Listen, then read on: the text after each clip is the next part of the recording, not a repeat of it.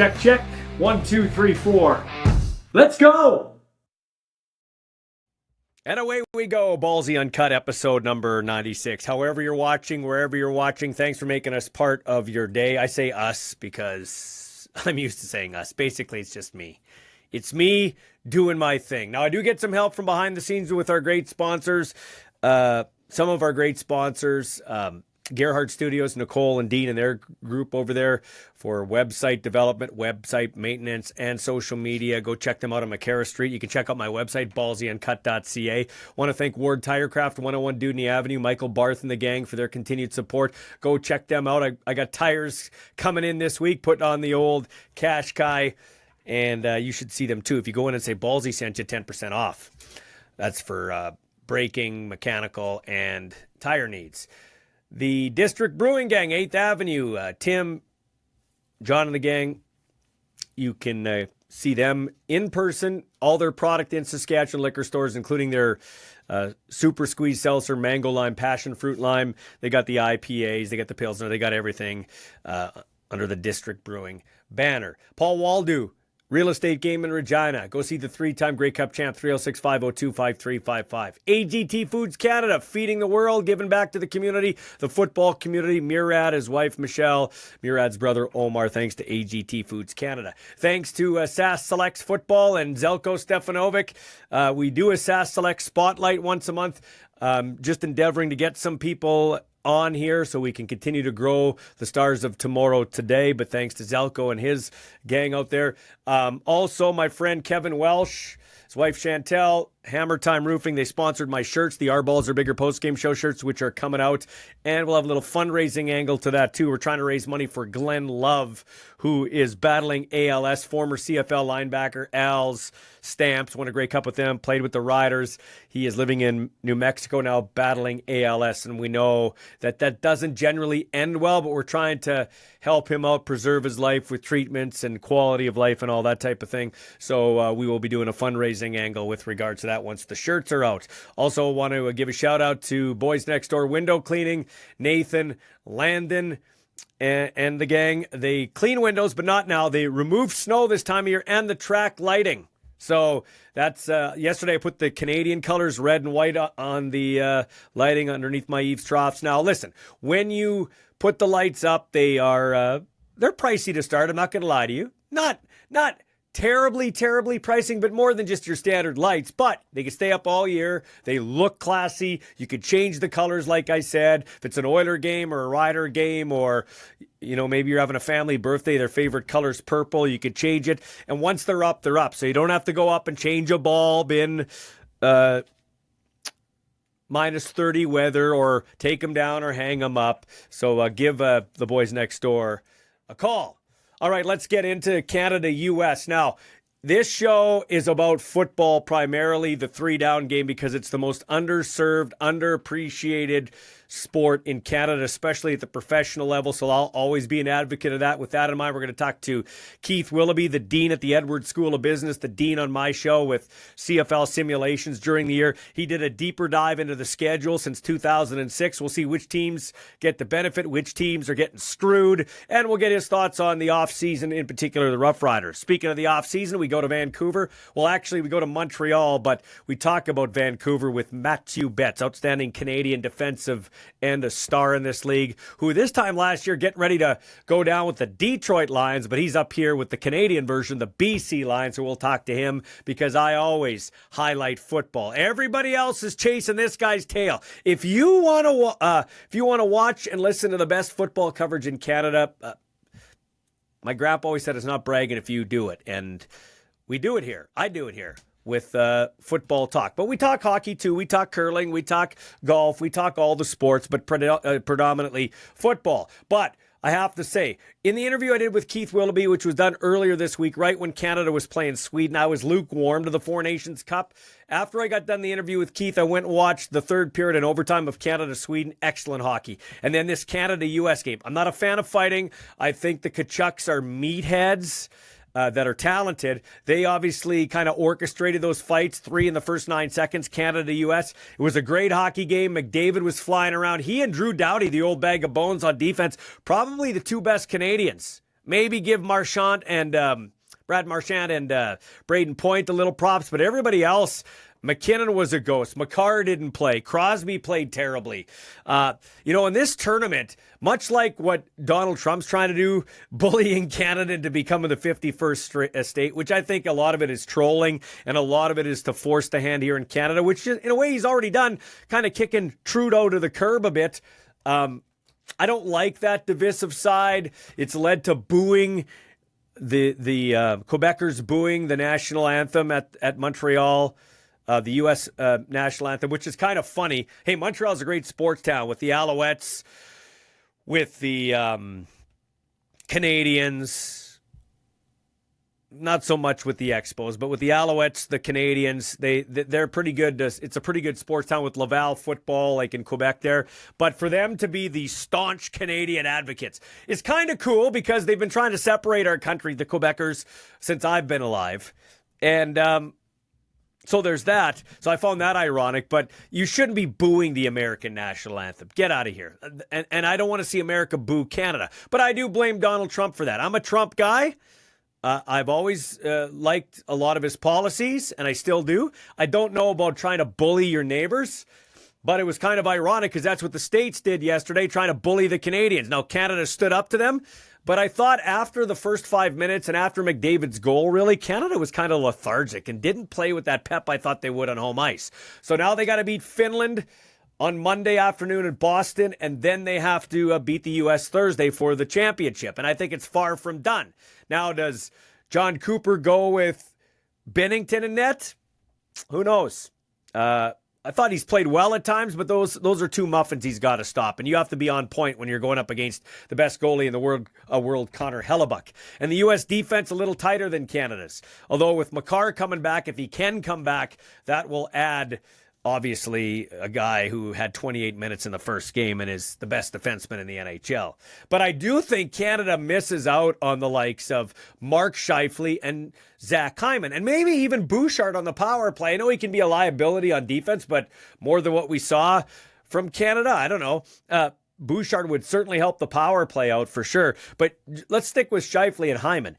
If Cooper's going to go with, and Cooper's the best coach in the NHL, so and I'm just a guy who loves football and watches hockey but wouldn't call myself an expert. But if Cooper's going to go with Hagel, Cirelli, and Point, because they're a Tampa line and they got chemistry in a short tournament, why doesn't he go with Hyman, who's big, likes to throw the body, and has instant chemistry with McDavid?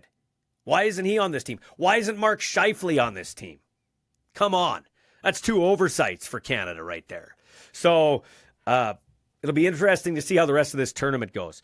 I in the interview with Willoughby, I'm lukewarm to it, but I've warmed up to it. It's a lot better than an all-star weekend in the NHL. They're on to something here. No all-star games has anybody else throwing haymakers, and I'm not a big fan of fighting, but just kind of the scope, the tariffs, the 51st state talk, I didn't mind it there, actually. I'm going to be a hypocrite here when I say that. I didn't mind it. Now, but let's get back to playing hockey, okay? Which they did the rest of the game and with everything on the line Thursday. It's going to be Canada-US. I'll be utterly shocked. It'll be a huge embarrassment if Canada doesn't beat Finland in regulation time. I think they'll blow the doors off of Finland like 5-2, I think. Finland's got some pretty good net minding. They came up with a big win over Sweden. But anyway, as all-star, quote-unquote, breaks go, this is great for the NHL. They hit it out of the park, I think. Be nice to have Russia and Czechia there. It's not a true best-on-best, but it's the best we get. It's a hell of a lot better than that garbage the Pro Bowl's throwing out there. And the NBA. What the NBA's throwing out there is awful. And shame on Caitlin Clark. Caitlin Clark is an awesome player. She's got the WNBA firing on all cylinders. But outside of Caitlin Clark, the WNBA isn't much of a watch. I'm sorry, I'm just going to say it's not much of a watch. But Caitlin Clark brings so much to the WNBA. And the trajectory's like this. And the NBA sees that. And the NBA has footed the bill for the WNBA. The WNBA is losing money hand over fist, like $50 million in a year. And Caitlin Clark has a place to play because of the NBA. So she's invited to come to the skills competition and have, whatever, a fun little shoot around against like the Steph Currys of the world. Because the NBA right now they've got, They had a no-name slam dunk. They got the young guys versus the GOAT, Shaq's team, whatever. They're trying to gimmick it up, all right? Can't get into the NBA. But here's a chance to maybe bring some pop and more eyeballs to the NBA. Caitlin Clark against Steph Curry, and she says no. She turns it down. Now, why she turns it down, I don't know. Is she scared to go up against a superstar man? I don't think anybody in their right mind thinks Caitlin Clark's going to beat Steph Curry. Most NBA guys, if not all NBA guys would lose to Steph Curry in a three-point shooting competition. But she would brought more eyeballs, women who watch the WNBA to the NBA product. And once again, the NBA is footing the bill. If they ask you to jump, you say how high. Shame on Caitlin Clark. Shame on her. Shame on the WNBA. Somebody there should have told her, no, you got to go to that. That's a joke. Adam Silver should have shown some nuts and said, no, you've got to come to this. We are paying the bill. Crazy. Absolutely crazy. It's a joke. But good on the NHL for turning the All-Star game or the All-Star weekend into something kind of cool. Just hope we can get back to having Russia and Czechia there. It's absolutely ridiculous, not just here, but on any forum, that Russia can't compete because of stupid politics. You can't blame the athletes. We are missing out on Ovi playing, Malkin playing, those type of players playing here at the Vasilevsky, those type of players playing here at a tournament like this. Anyway, I want to thank my sponsors. We're going to take a sponsor break. We'll come back with Keith Willoughby and Mathieu Betts. You are watching Ballsy Uncut.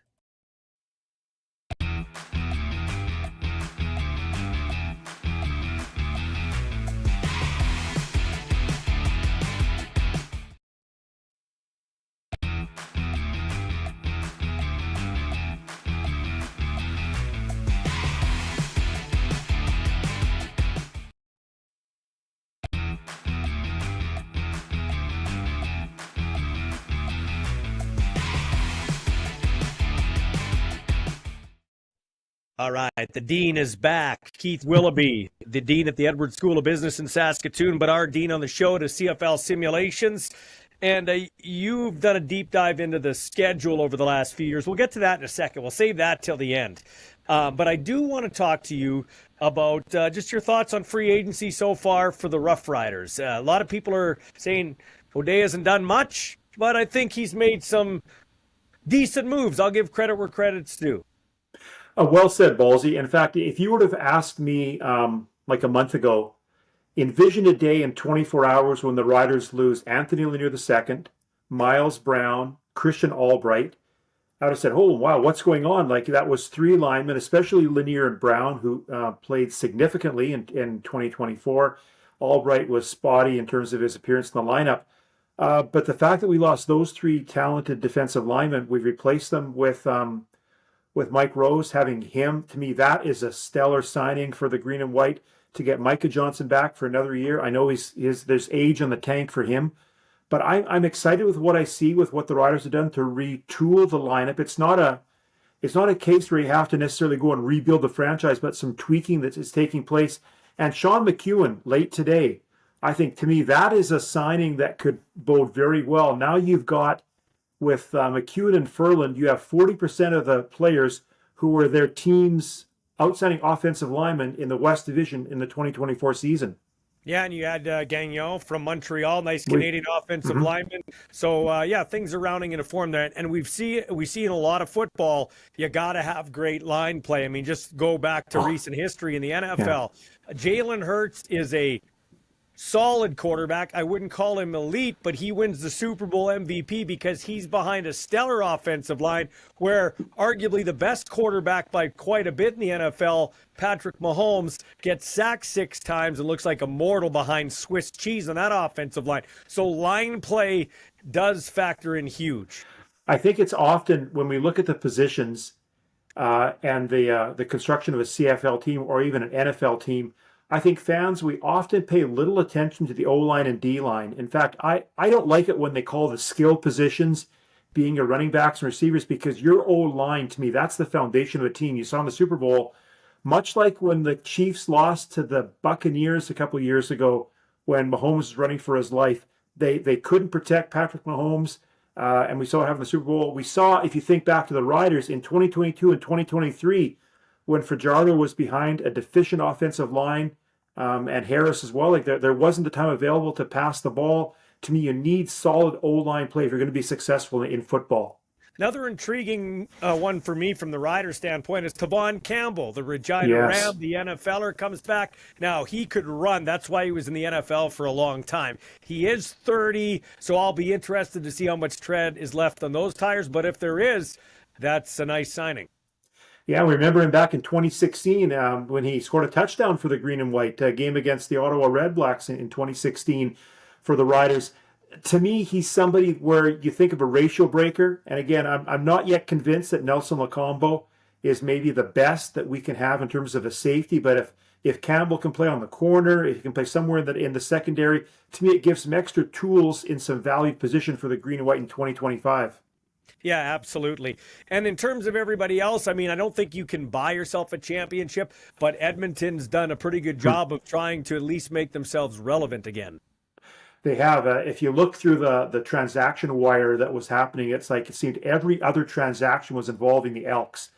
Now, I know they lost Oakman in terms of no longer being there with the Elks, but they got a core group of players, at least, that they've been able to bring in some extra juice for the team. We'll see how they gel this year. But to me, they're a team where they were very active in the free agent market, almost like what we were last year, when we were getting a lot of players signed up again. This year, to me, was a retweaking year and not a rebuilding year for us. How do you feel about Trey Ford, Cody Fajardo, that tandem in Edmonton? I know that we got Mayer in as our backup quarterback this year, or QB1B. Yeah, I would love to see Fajardo because I think he could be a really capable backup. I think even though he's older than Mayer, I think he's better than Mayer. I think the combination of Ford and Fajardo give the Elks, to me, some real stability to position that is so vital in football. So you're not sold on Mayer, hey? Not yet. I know he had the one thing I'll hold out for, to me, being positive about his chances with the Green and White is his success, in my mind, was best achieved when Mark Mueller was his OC. Now where Mueller is obviously coaching in Saskatchewan now, Mayer is part of that entourage. That might help Mayer to be a bit more successful, but I wasn't sold in terms of Mayer's productivity and performance that he exhibited, especially in 2024. Although I will admit the Stampeders were deficient in a lot of areas in last year's season. I'm interested to see if Vernon Adams Jr. can take the bull by the horns now and be a legitimate starting quarterback. Calgary needs it big time. They do. I think he had a good year last year with BC until the whole Nathan Rourke thing came into play, and whether that caused some locker room turbulence or some just different drama, things really went south quite a bit for the Lions last year. I've always, in my mind, had a real soft spot for VA. Played at Oregon, prominent program in the NCAA, was here in 2017 and didn't look out of place. 2017 was one of the best Rider teams I've ever seen.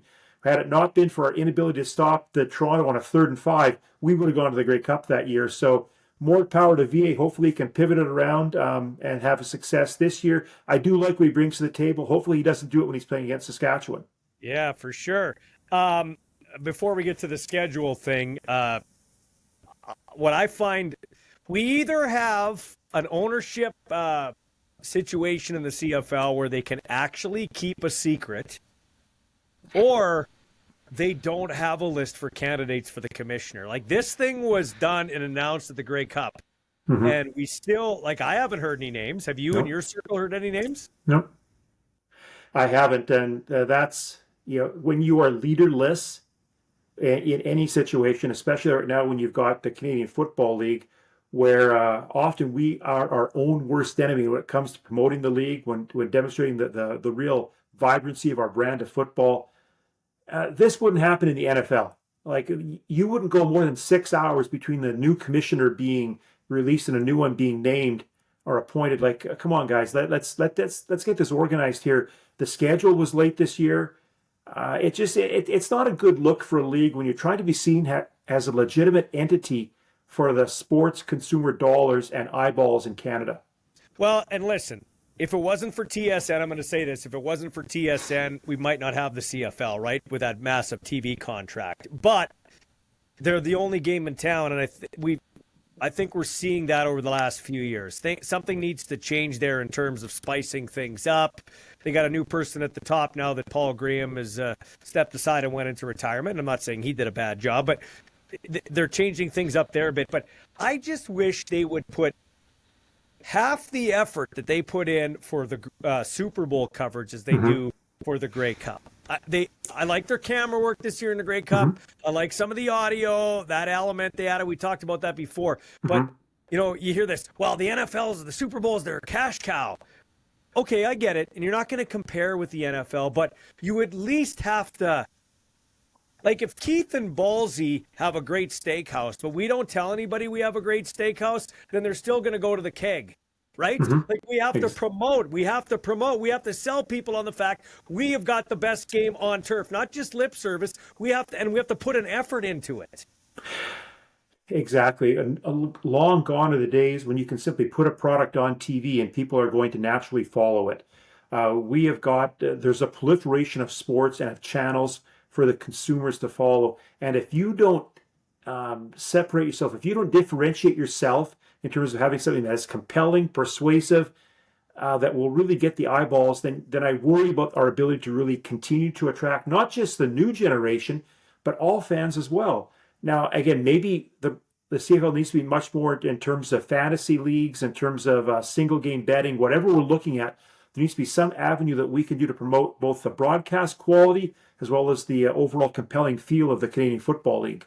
If I was the commissioner, here's three things I'd do. I'd actively look at trying to get some streaming going, okay? Some sort of streaming service to put a little competition towards TSN and do some documentaries, some 30 for 30, much like the Andrew Harris running back one that came out. I thought that was a great piece. We need more of that to highlight our players.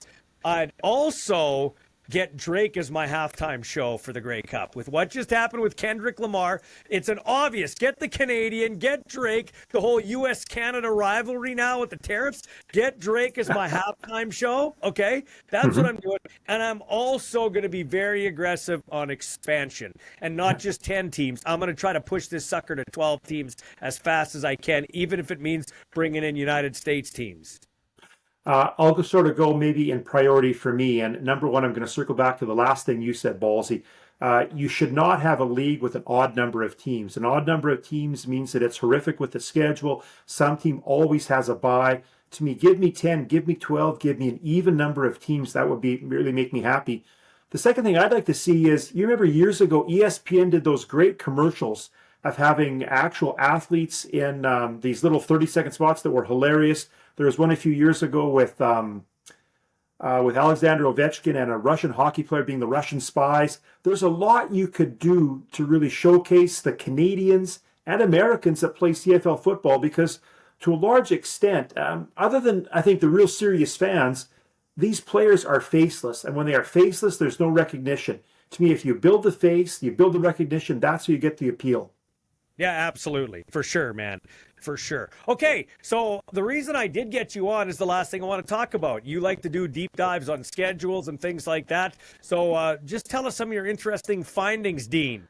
Well, I guess because, Ballsy, I have nothing else to do in my life, or maybe I'm just such a number nerd. I look back, and in my field in business analytics, one of the things that we look at is how to construct sports schedules, which you think are easy, but they're actually very challenging. Even in a small league like the CFL, obviously teams want to have certain times when they play. They want to have certain rivalry games. They want to play maybe on a Friday or a Saturday. If you look at a lot of the things that happen with sports, especially in football, the key thing for teams is the days of rest that they have between games. In fact, you can probably look at a lot of the chatter that happens last year. Bethel Thompson, who was really upset where he felt the Elks were getting a short shake when it came to their schedule.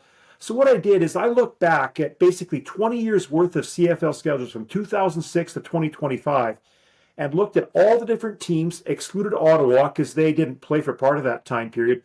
But if you look at all of those remaining 8 teams, which teams had games where they had more days rest than their opponents, and which teams had games where they had fewer days rest than their opponents. Maybe this will make Rider Nation more infuriated, but we are the team that gets hosed by the schedule. We have played, if you look at the past 20 years, the Riders have played 97 games in which they had more rest than their opponents, 126 games in which they had less rest than their opponents, which means we're the team that has suffered the most in terms of having, I'd say, a disadvantage when it comes to rest. Now, I'm not saying that means you're going to lose those games because there's a lot of other factors. But if you simply look at days rest, Saskatchewan is the team that's had, I guess, the most efficiency. Winnipeg, go figure, team that's had the best. They have had, 117 times where they had more days rest and 93 games where they had fewer days rest. They're the flip side of us. They get the advantage of the schedule maker. We don't. Maybe that's because the commissioner was for part of that was from Winnipeg. Yeah, maybe, who knows? Maybe so. Yeah. Again, you can weave sort of a bit of a conspiracy theorist here. Again, I'm not going to say that the Riders, that's the reason why they failed, because there's other factors. In fact, the 1 year that we had a really poor number of, we had a lot fewer days rest on our opponents was 2012, when the Riders, again, made the playoffs, lost to Calgary in the West semifinal, but really built on for the next year. So it's one of those things that I guess irks me, being a green and white passionate follower. You know, why are we the team that seems to get the short end of the stick when it comes to the schedule? Why is that, do you think? I have my own theory, but why do you think it is? I know that there are other franchises. Let's look at BC, for example. If the league wants to have a doubleheader on a Friday night, you know that BC is going to be the second game. So BC tends to play in a lot of those Friday and Saturday games. Nice, good rotation. Toronto, for a number of years when they were playing at Skydome or Rogers Centre or whatever it's called, they're battling with the Blue Jays for ownership of the property. So there's only a few times when they can actually host a game. Maybe Saskatchewan is just viewed as where there's no other competing interest in Mosaic or in Taylor Field as it was early on in this past 20 years. Maybe that's some of these things I would think of initially. Yeah, so you went back to 2006, which would encompass 8 years of Jim Hopson. And Jim Hopson, I know him or knew him, great man, and he's a guy that did not take the fans for granted, okay? But I think the current regime has taken the fans for granted in a lot of cases, and I think they've allowed the league to take the fans for granted, and I think the league takes the Riders for granted, or has taken the Riders for granted. Oh, they'll just come to where, if they play Thursday night, the fans will just come. If they play, it doesn't matter. Yeah, you guys, listen, our fans are going to come regardless. Why do you think Saskatchewan, now the Riders had a hand in it too, but why do you think the Riders played both times in Atlantic Canada? My 2 years calling Rider football, I never got to call a game in Toronto. It's the only stadium I didn't go to because the Riders had to go there. And the Riders didn't just have to go there. They had to go there and they had to be the party. They had to put on the party. We had to have a Rider room. The Argos, yeah, there was a couple things they had to do, but basically they just showed up. It was a regular game for them. In fact, it was better for them because they got better crowds. It was their home gate. You know what I'm saying? So that's why they say they haven't moved them around this year, because the Argos home gates are ticking up, so they don't want to give up a home gate. But you know what I'm saying? It was the tractor factor. Oh, we don't have to promote Atlantic Canada because the Rider fans will travel. So I think Rider fans are taken for granted. The Riders are taken for granted, and part of that, I think, lies at the feet of Craig Reynolds. You got to stand up. We don't have guys leading the Rough Riders that actually stand up for the team. I totally, they don't talk about it. They don't lobby in the media like a Wade Miller does. They don't call out the refs. They don't stick up for their players. They hide in. When that Marino thing went down, Coach Craig Dickinson was hung out to dry by himself. Those other two guys hid in their rooms and didn't say a damn word. So I think a lot of it has to do with the guys running the Riders. They need to stand up for Rider Nation a little more. I will say, Ballsy, that the Riders are the franchise that stirs the drink in the CFL. You can look at the franchise when there's more eyeballs watching a TSN game. That's why the Stampeders, the Elks, the BC Lions, Winnipeg, they love it in those years when the Riders have two road games coming to their different places. That really generates traffic for those games. I think the one thing I've seen is when the Riders are successful, and I often used to say it back in the days when we were going to Grey Cups, you could have had a DVD or a show of Weston Dressler tying his shoes before the game, and people would have watched that. Like it was so compelling. I think you're right, Ballsy, that people in Saskatchewan, like when things are good, like we will show up to watch football. We've seen the past couple of years where we don't have as many fans in the stands. This year, I think we have a really good schedule. Like I told you in the past, like with the exception of our home opener and Labor Day Classic, every other game was on a Friday or Saturday. Last year, remember, Ballsy, when we played on a Thursday, I think 3 times in the summer in the East against teams that were off a bye week, that's the worst thing to do. So I think we're getting better outcomes this year. We'll see if it translates into better success. But I think whatever you look at with the Riders and any franchise, you can never become complacent. Because once you become complacent, then it's hard to retool and regain the interest that might have existed before. Well, that's what's happening with the league in general. Yeah. They became complacent. And let's be honest, this league is better when Edmonton's doing better, when the Riders are doing better. When the Riders had their run from about 2006 to 2014, that was when CFL was at its hottest. Agreed, and that's when, again, you've got people in the stands who are there watching it, people who are following it. That coincided with the end of the CBC experiment in 2007, then on to TSN showcasing every game. It's important. I don't buy the fact that the Argos need to be a successful franchise in order for the CFL to be good. Because to me, I think regardless of if the Argos get 30,000 to a game, that's still a fraction of the 6 million people that live in the GTA. And to me, the Argos will still be a 5th or 6th most liked team. You still have the Maple Leafs, Raptors, Blue Jays, TFC, Toronto, Buffalo Bills. Again, to me, I think your focus is when the heartland is strong.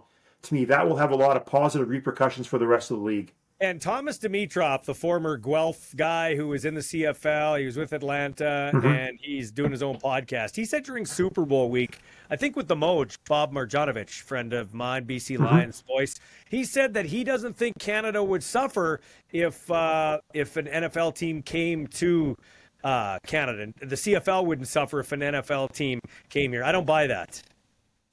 So you would feel if an NFL team came to Toronto, then it would have a real challenging impact on... Yeah, I do.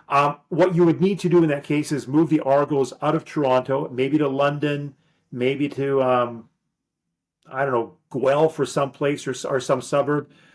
I think the challenge there would be perception, because it would be like your biggest city in the league is no longer supporting the CFL. I think in that case, that would be more of a perceptional disadvantage, which again might weave into something that's really terrible, but hopefully we don't have to see that in the near future. Well, I don't think it's financially possible. They'll have to build a new stadium. The franchise fee is $6 billion US, and our dollar, I don't know if you've seen it or not, it's the shits. So I don't think it'll ever happen, to be quite honest with you. Well said. That's maybe in terms of the import-export situations currently existing between the two countries, maybe an NFL franchise here wouldn't be a good idea. Basically, when you'd be taking that, $80 million US salary cap, that'd be like $120 million Canadian. That's a huge chunk of change. So you're an astute sports fan, not just a football fan. I like football's my number one. Hockey's probably my number two. Baseball, golf tied for 3. And I like MMA, but I just wanted your thoughts, because I haven't been able. I've had a couple guys on here, and they try to get me to go their way. Mike Kelly, NHL Network, Jamie Thomas, Winnipeg Jets reporter. I just can't get into this Four Nations thing, man. If Russia's not there, if Czechia's not there, to me, this is not best on best. No, it's not. It's to me a very sad facsimile of an Olympics. It's not Olympics, and it's not World Junior, so it's not something that we sort of galvanize around. It almost harkens back. I think remember 1987, there was the Canada Cup when Gretzky and you were playing on the same team. I think there was a bit more buzz at that time. Well, but now Russia was in it. But Russia was exactly. in it. Everybody was in it. Yeah, I think now to me it's not best on best, and I think people will be casually interested, but I can't see I can't see the passion that would exist if it were an Olympics, if it was like a Canada Cup of say 8 to 10 teams where it was everybody being involved, especially including Russia. Well, I'm not going to get you to weigh in, but I'm going to wrap up saying I think it's absolute horseshit that junior hockey can't have Russia there. That we can't have we get deprived of watching Alexander Ovechkin in a record-breaking year on an international stage like this because of stupid politics internationally. It's not the friggin' athletes' faults that we have dummies running various countries. That's just my opinion. No, and Ballsy, I'll concur with you. Why should those pay? Why should a few people pay the major impact for a situation for which they were not the cause? They are being tainted, exposed to a particular situation. Again, I know there's geopolitical issues at play, but come on, like why have the athletes suffer? It harkens back to the boycotts, the Olympics in 1980, 1984, when Olympic athletes were deprived of privileges for which they had trained all their lives just because of some other geopolitical events. And what is it? Don't throw a stone in a glass house. I'm not getting political, but I am going to say this. If we just think here on our high horse that there's no corruption in any of these countries playing right now, give me a break. Come on. Give me a break. Anyway, hey, I love having you on, man. You're a very smart fan, and you always bring out those nuggets. Thanks for that, Keith. I appreciate it. Go Riders, and have a great day, Ballsy.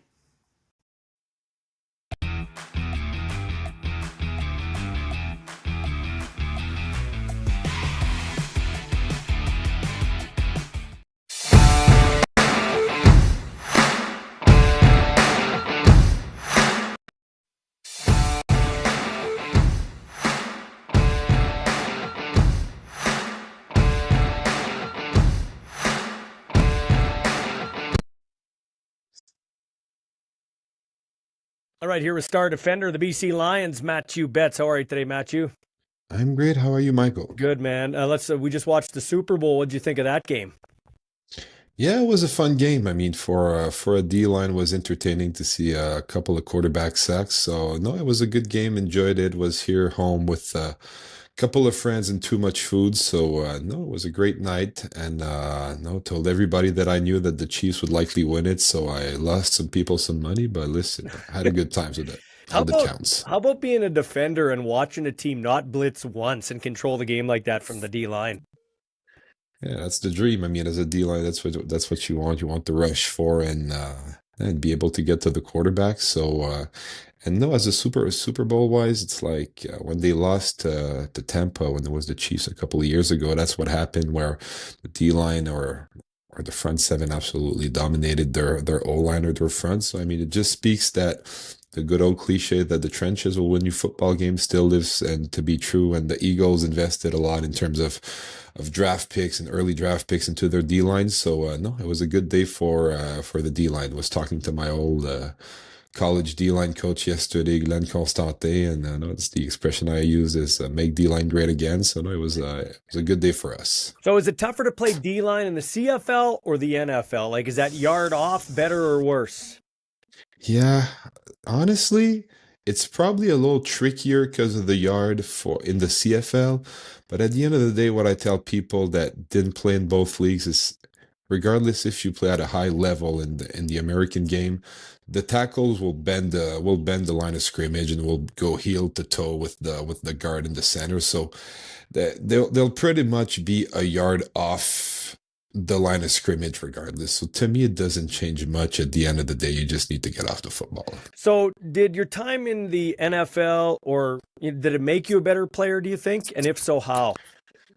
Yeah, I got that question when I left Detroit a couple of months ago, and I had a hard time saying yes or no.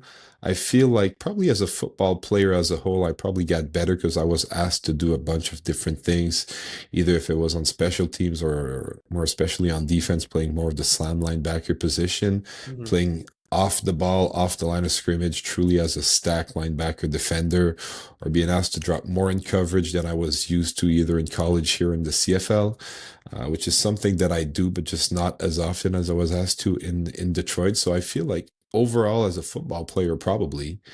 But in terms of D-line, unfortunately, didn't spend as much time as I would have liked with their D-line coach there, Terrell Williams, who was just a really really knowledgeable coach, which I would have liked to spend more time in that room. So as a D-line, maybe not as much as I would like to, but overall as a football player, definitely. So you talked about coming back to the CFL and BC right away instead of waiting for another opportunity. What was behind that mentality?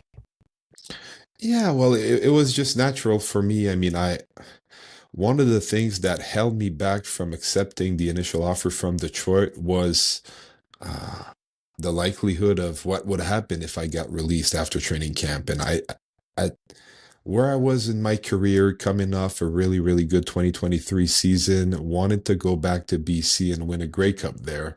I was scared to miss out on a certain amount of games in my career. So when I got released from Detroit, I think I've already missed 10 games of the CFL regular season. And the teams that we've talked to with my agent after training camp for the possibility to go back to the NFL weren't about to move quickly, from my understanding. So I really didn't want to waste no time and lose some football games in my career. So for me, it was just natural when when my cell phone started ringing and a couple of CFL teams called me, and BC were like, "Well, we want you back." Well, it was really a no-brainer for me. I was excited. Yeah. Got to go back to that game in Victoria, the Pacific Touchdown Pacific game, which I was excited about. And that was when I saw the schedule from 2024 go out against Ottawa. I got a bunch of friends in Ottawa too, so it was a game that I was looking forward to.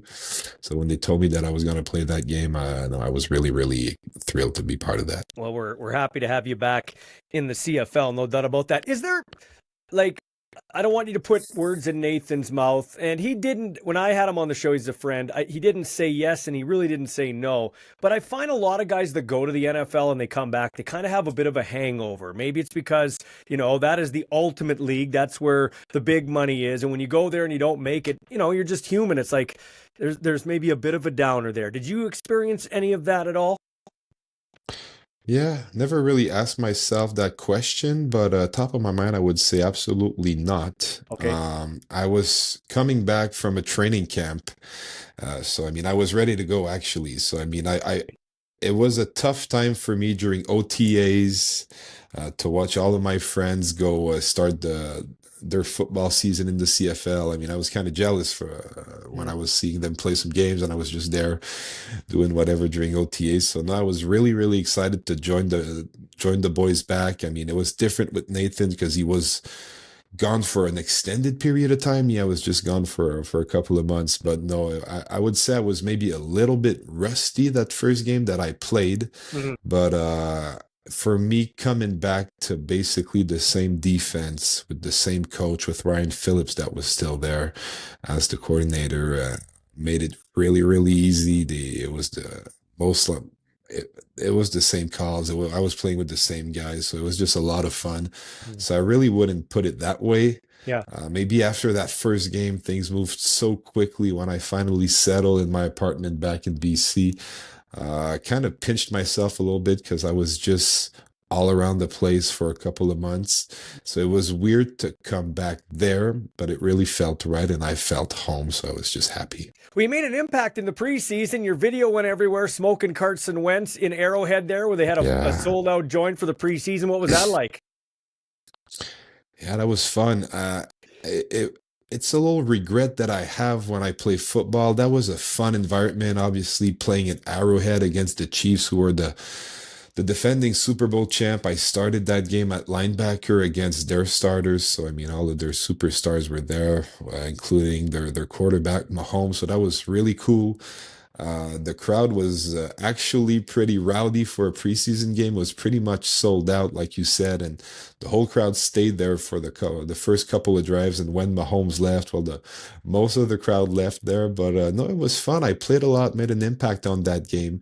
Had the quarterback sack against Carson Wentz, a former NFL MVP. Yeah. So listen, that was fun, and all the guys in Detroit were happy for me.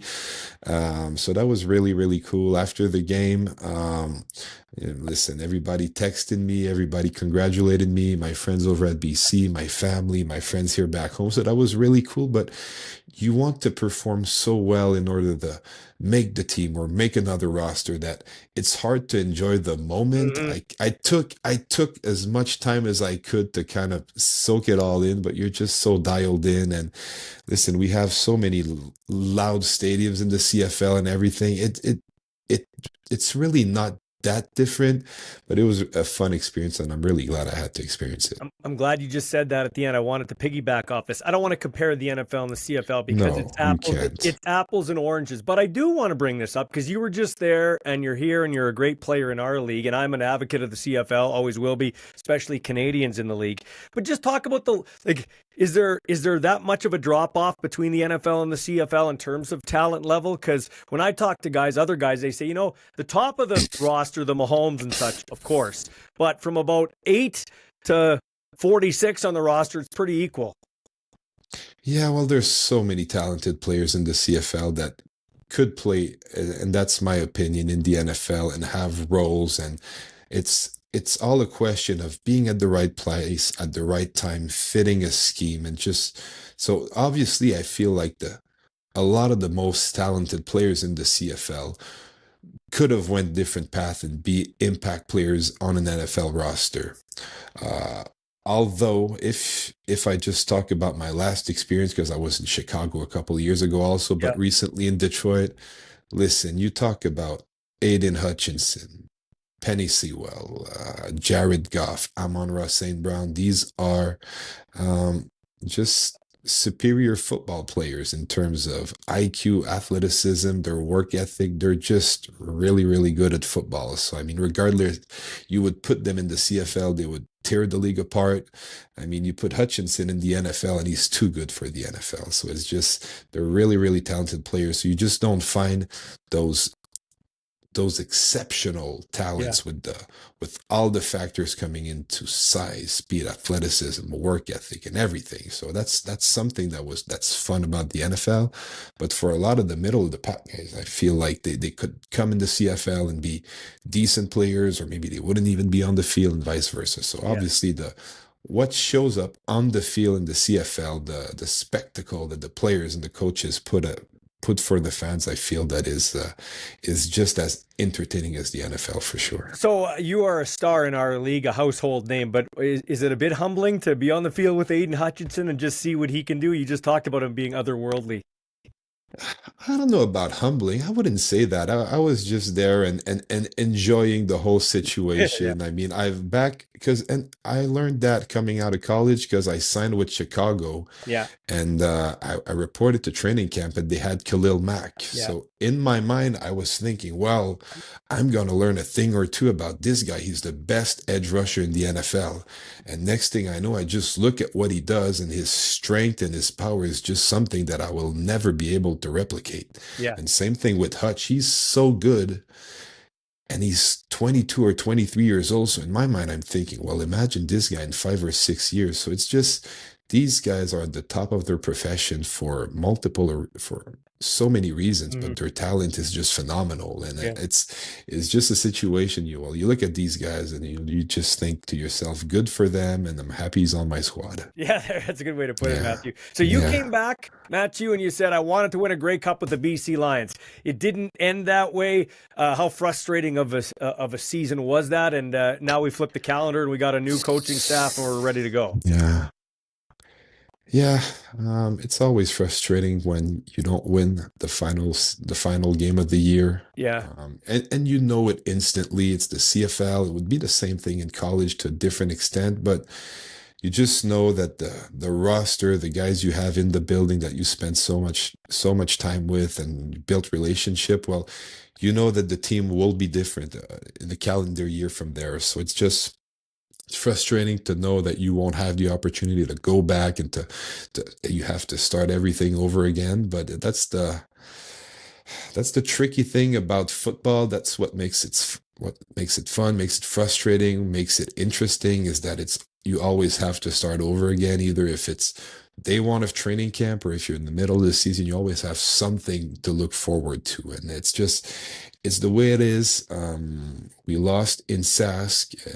Hard to go there on the road, obviously, but I just don't feel like we deserved to win. We didn't play our best football game. Sask played a good game, and they beat us out. So it makes it, I don't want to say less frustrating, but I mean, I just don't think we had what it take to win this year. And I mean, before the season, there was so much positive energy, and everybody was believing in it. That's what we need to keep. We know what we have. We know we have talented players on that team that stick together, and we know what we want. And we just have to do it a week at a time for 18 weeks, and then let the party begin in the playoffs. So that's really what we have to focus on. You're in the off season, so you don't have a true read yet, but initial thoughts on Buck Pierce and the vibe he's bringing to the BC Lions. Yeah, it's hard to say for me right now. I mean, I'm not in BC. I spoke to Buck once, and I mean, for a couple of minutes, he introduced himself, just wanted to touch base with me, and I had a really, really positive vibe from him. I feel like he's somebody that wants to bring a winning culture to the BC Lions. He wants to win football games for us, and bottom line, that's what we need to do is win football games. So that's all we can be worried about right now. My biggest hope, obviously, he's the head coach, but my understanding is that he will be working mostly with the offense. So it's for the guys to be able to go out there, have a great game plan and execute it. So that's really what I'm looking for, is for everybody to gain confidence, because we have so much talent and so much high character players on that team. That I want to see everybody flourish and have success. Hey, I got to ask you one question from the outside. It's an interesting dynamic, because you got Mike Benavides there, a veteran coach who was on the staff, but now he goes to D coordinator, and Ryan Phillips stays around in a different role. How do you think that shakes down? That's kind of a different type of scenario there. Yeah, to be honest with you, I haven't spoke to either Benny or RP since all of that was announced. I hold both of them in really, really high regards. One of the reasons why I came back to BC in the first place was because RP was there, and he gave me a chance when I left Edmonton, and really helped me with my game and having a role in his defense. So I owe him so much. Always had a close relationship with Benny. He's a friend of Glenn Constantin, again, my head coach in college. So, and he's somebody that I respect tremendously. But, when you have a lot of really, really good football players on the team, usually you have a really good football team. So if you have a lot of quality coaches on your football team, I feel like that just makes your team stronger. And I have no doubt that both Benny and RP will do everything in their power to make the BC Lions the best football team they possibly can.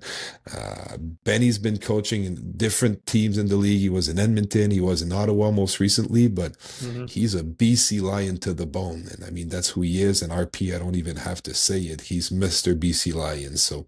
So to me, I feel like that's a privilege for our team to have both of them on board and to pull in the same direction for us to win football games, and it will make us better. So last question for you, and thank you for your time here. I appreciate it.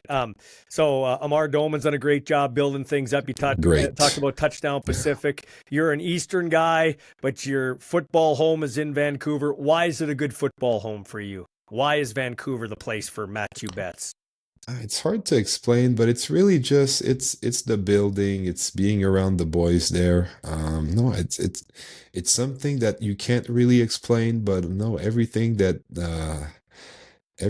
touches BC Lions football, I just relate to. I mean, I like everybody from Michelle at the tickets office, from the boys back with our media production team. Obviously, the guys on the D line, we got a bunch of funny guys on the team that I just enjoy spending time with. And no, it's for me, it's an extended vacation where I can play football a little bit, practice a couple of times a week, and play at BC Place is the best time ever. So no, for me, I just really, really enjoy it.